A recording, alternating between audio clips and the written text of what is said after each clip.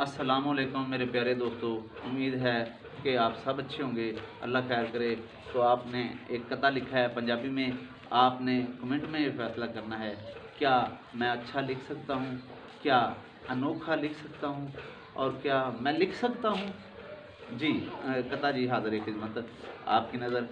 सजना एक तू चाह पिला दे, सजना एक तू चाह पिला दे, ओदे विच रज चाहत पा दे। सजना एक तू चाह पिला दे, ओदे विच रज चाहत पा दे।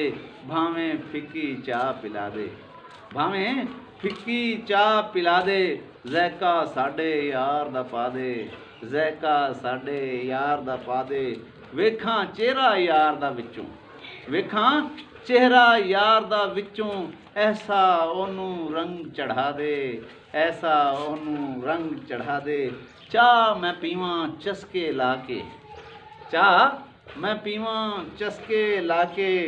जे साडा ओ थकेवां ला दे, जे साडा ओ थकेवां ला दे। यार दे नाम दा जाम कलंदर, यार दे नाम दा जाम कलंदर। ताज नू तू रज रज के पिला दे, ताज नू तू रज रज के पिला दे। अल्लाह खैर करे।